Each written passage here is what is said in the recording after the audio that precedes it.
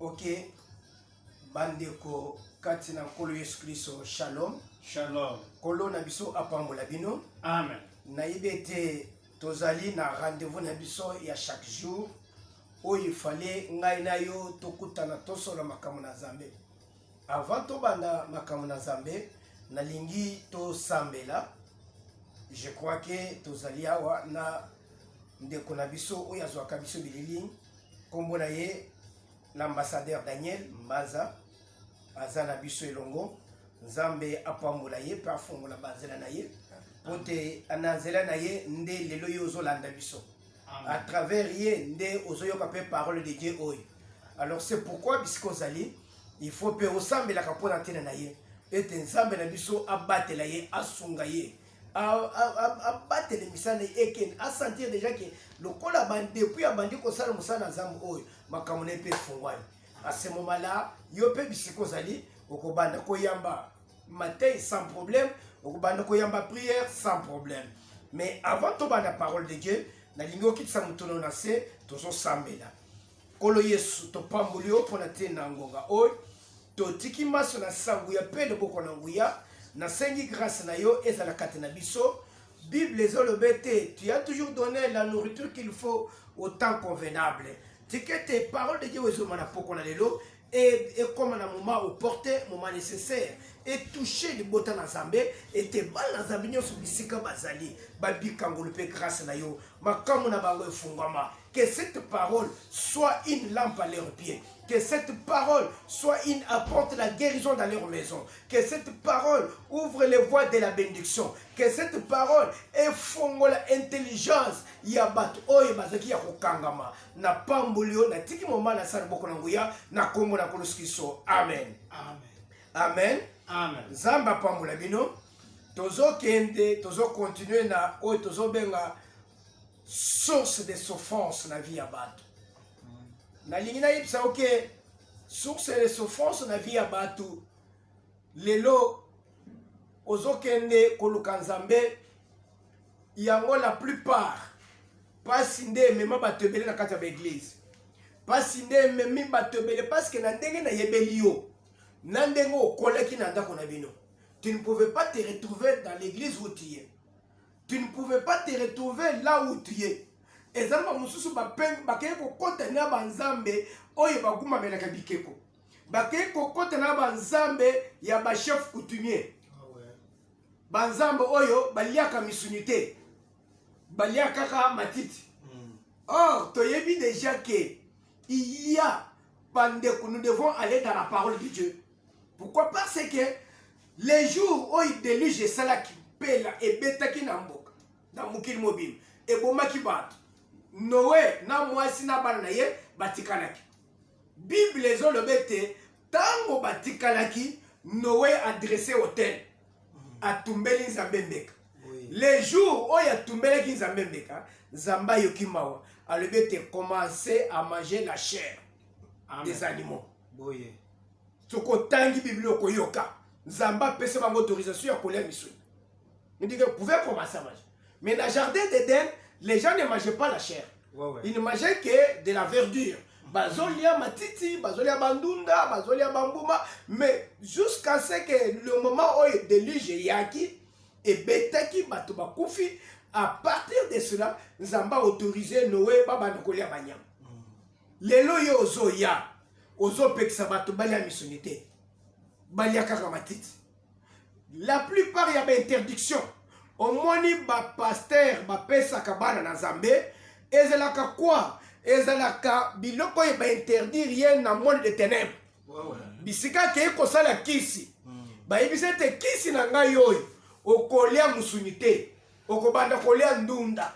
Alors pour dire quoi mutu nyonso akolanda ngai nde omona azoya alebete akufa ye kokote ayate ke azote ye parole de Dieu bino bozo sepela ba demona ye bazo batele bino mais par après bokela banda bolé misuni azoya ndunda boye bateke tango azoya ndunda wana motema passe azomona batu bazoya misuni azomona bakabri na mensa bezote azoya ko motema passe azomona ke lokolo bo sepeli boza le pai na ngai bolanda ekila oyo bapesi nga na monde de ténèbres.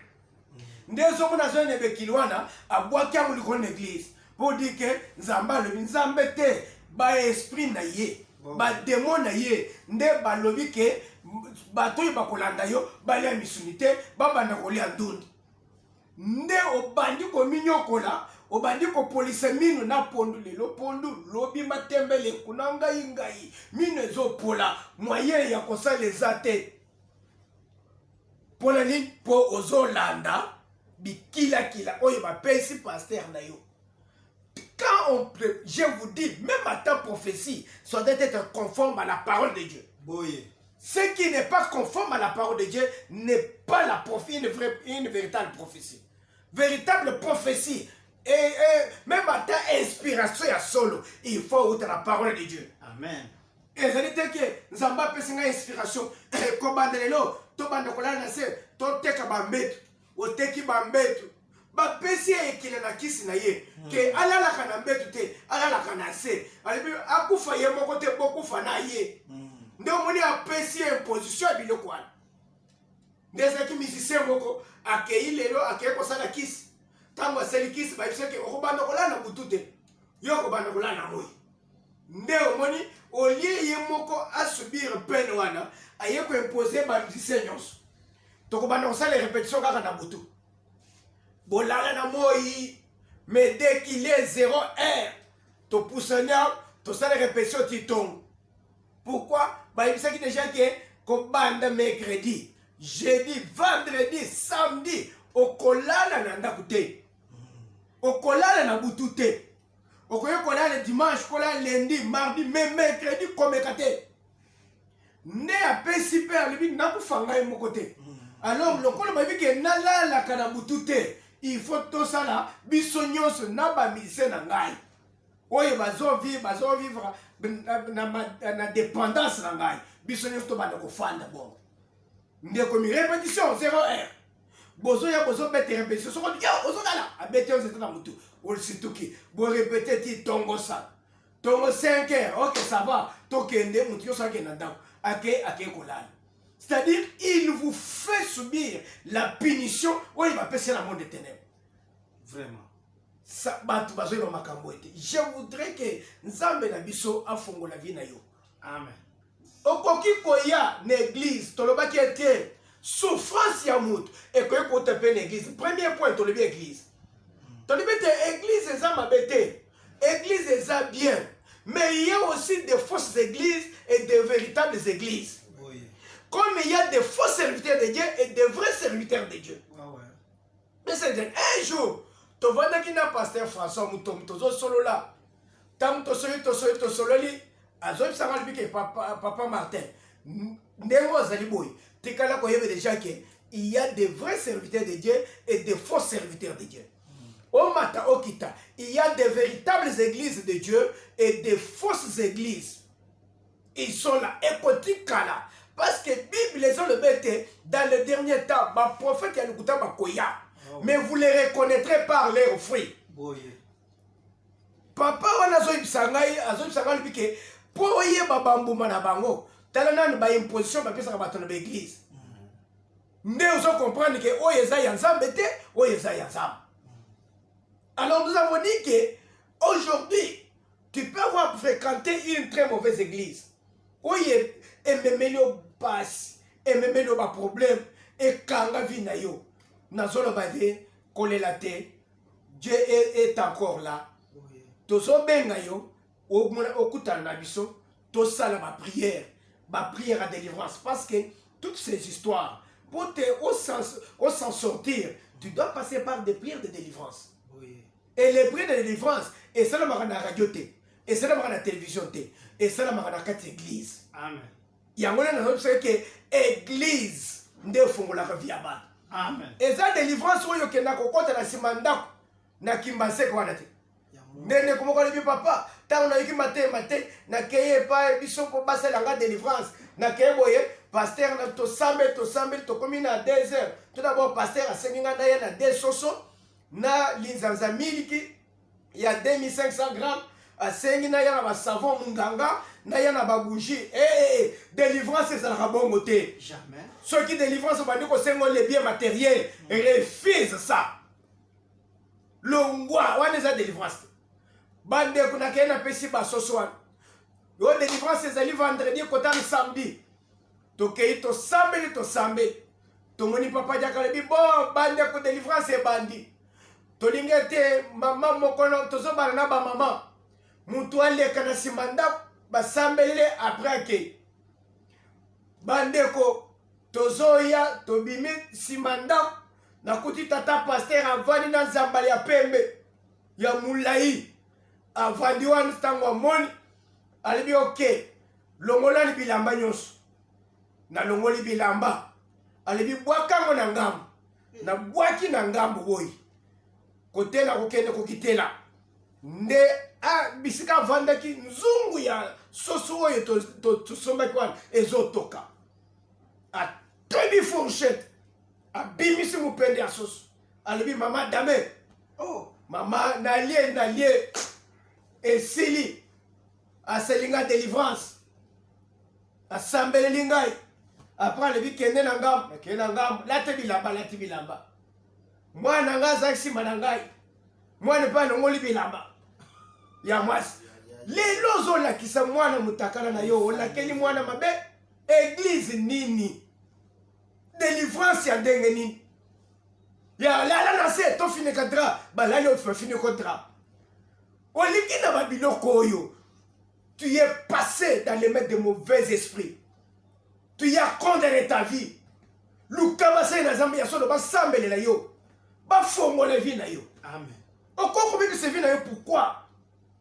alibete papa na ye nalali na butu tozoya na mwana mutu akosolisa moninga aza te mutu akobisa mwana te omoni makambo asali biso eza te tokomi na ndako tokoti papa avandi bouti priere oyo tokoti priere mwayakolo makambo esalemi kuna eza te tolala na butu namoni paster ayeli ngai na bandoto atomboli kolobi telema natemi kona likolo na ye wana abwaki ngai papa na pumbwe namoni nazwi mapwapo nazokende nabi mama ozwi kindoki ya mokolo boyi okosuka nango wapi okoma zoba te koma zoba.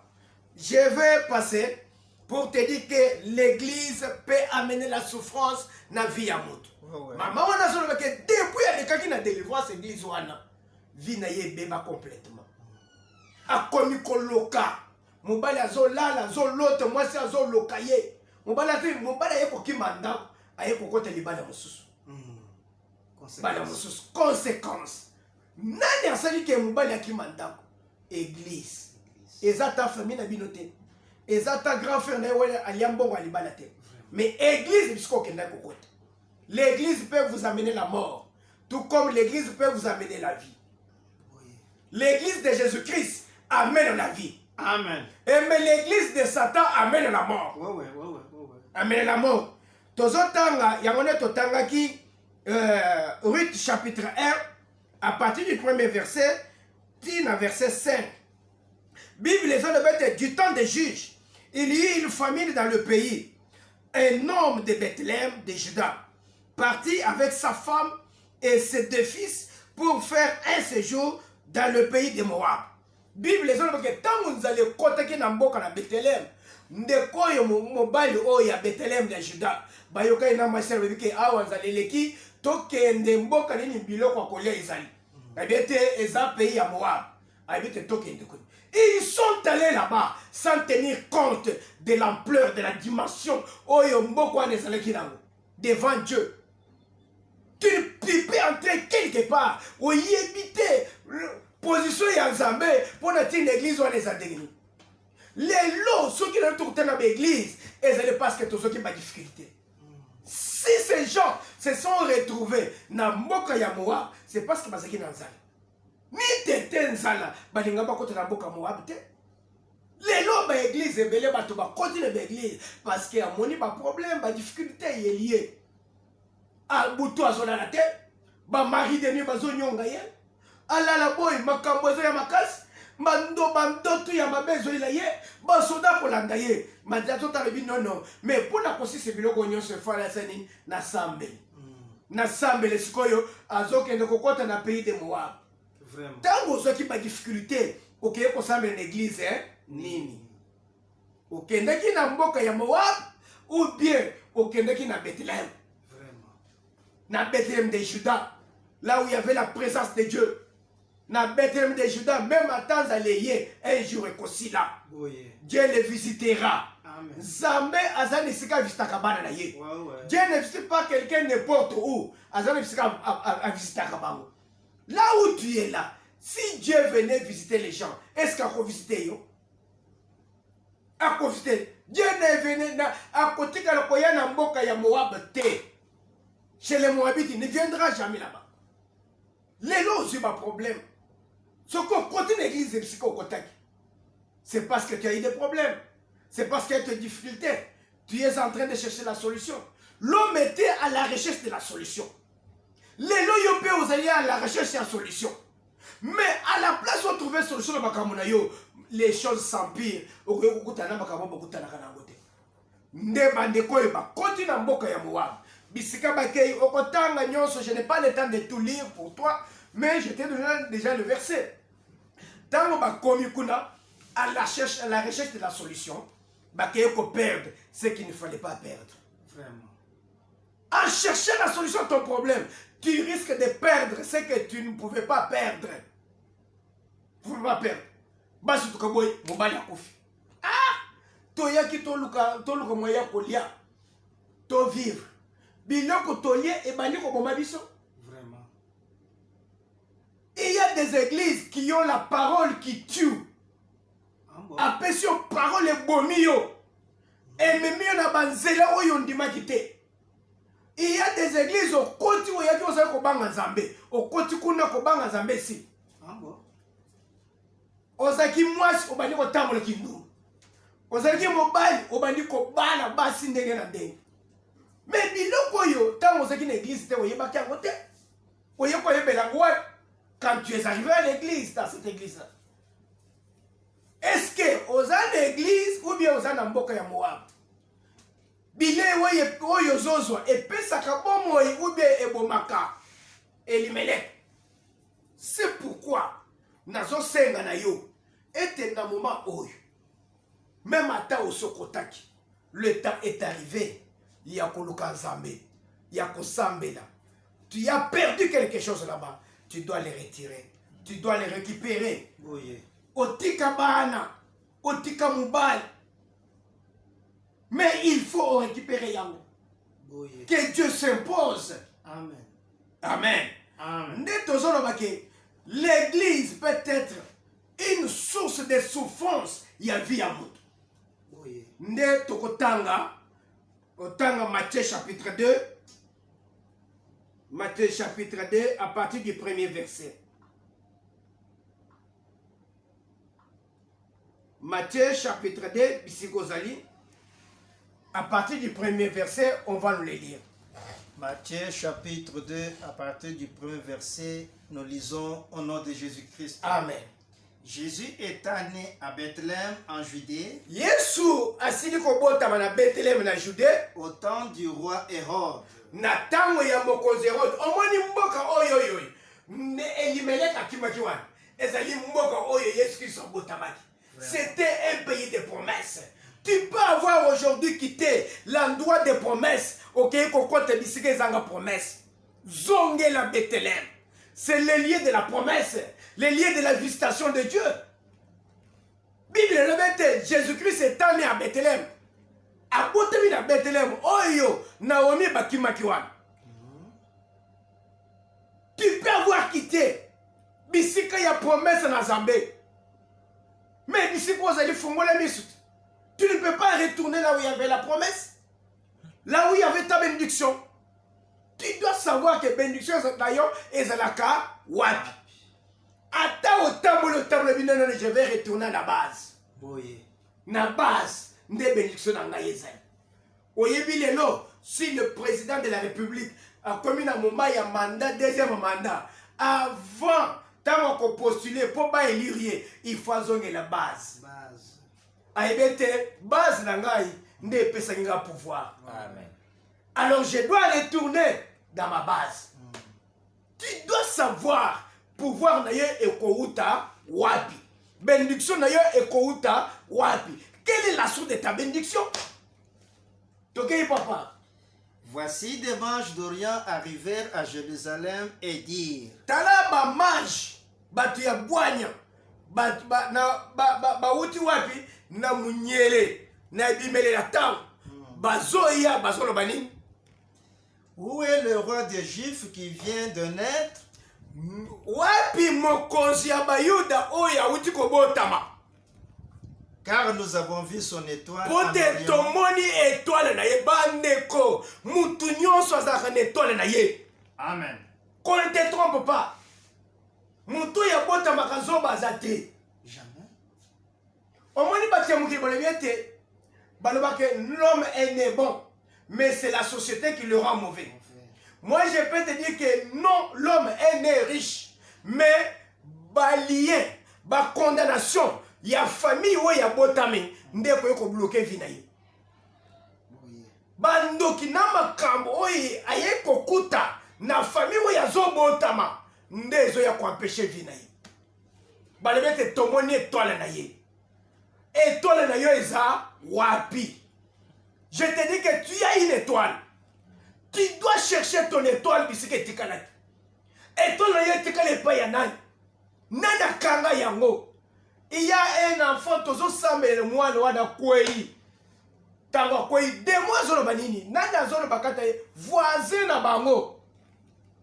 Alebete mwana tango bota makasa kene étoile makasi.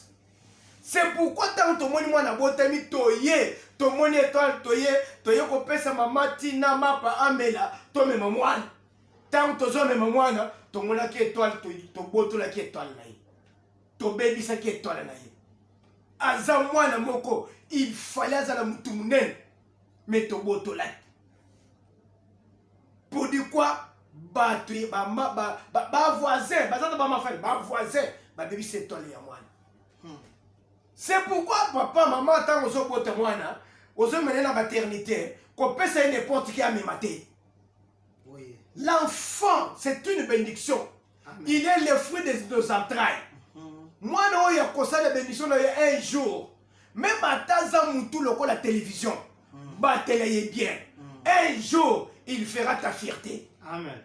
Il y a quand même moi, au milieu de l'hôpital, tiens, il y a la chambre. Moutou, il y a quand même moi, l'enfant est protégé là où il est.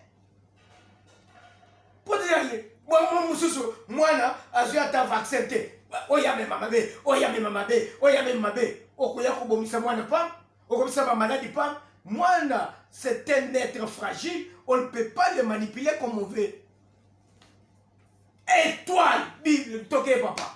Car nous avons vu son étoile en Orient et nous sommes venus pour l'adorer. Le roi Hérode, ayant appris cela, fit troubler et tout Jérusalem avec lui. Nous sommes venus pour l'adorer. Bandeko, l'adoration sur cette terre n'est donnée qu'à Jésus-Christ. Amen. Il y a une personne qu'on peut adorer, c'est Jésus-Christ de Nazareth. La parole de Dieu déclare ceci, que ce soit dans les cieux, que ce soit sous les cieux, sous la terre et sous les mers, aucun autre nom ne nous a été donné si ce n'est que le nom de Jésus-Christ. Amen. Que c'est le nom-là que nous devons adorer. Nous avons adoré Nzamba Pungo, Nzambe Kadima, Nzambe Yaboy, Nzambe Ninyango. Tu es perdu. C'est Jésus-Christ qui est notre Dieu. Amen. Lui qui est monté sur la croix, il a versé son sang. Son sang a coulé pour te tous à la sauver. Nabatu nyonso yozo nimelona mutu atikeli ko sopa makile na ye pour te yobika azate. Il n'y a que Jésus-Christ de Nazareth. Amen. Que nous devons aujourd'hui ezala yo, ezala biso nyonso, ezala ba mindele, o isengele totombola, c'est cet homme-là de Nazareth. Amen. L'homme de Bethléem. Yende mutozo kumisa. Quelqu'un qui est monté à la croix une fois pour toutes. Et les jours où il est allé à la croix, Bible les olobete, quand il voulait rendre l'âme, et l'amba ya temple pasukaki. Kake beti. butu ekotaki basoso bakoti na ndako batama baza kolia na nzambe bazongi bazokota na ndako parce que l'enfant du grand roi le roi des rois veut rendre l'âme et quand il voulait partir c'était le secret. C'est Boutou et Kotaki parce que n'importe qui ne pouvait pas le voir comment il va mourir, comment il va rendre l'âme. Parce que avant de partir, il faut aveugler les yeux de tout le monde. Pourquoi? Parce que Ezali Makamu ya Bunzambe, Bamona Kamona n'importe qui t'est. Amen.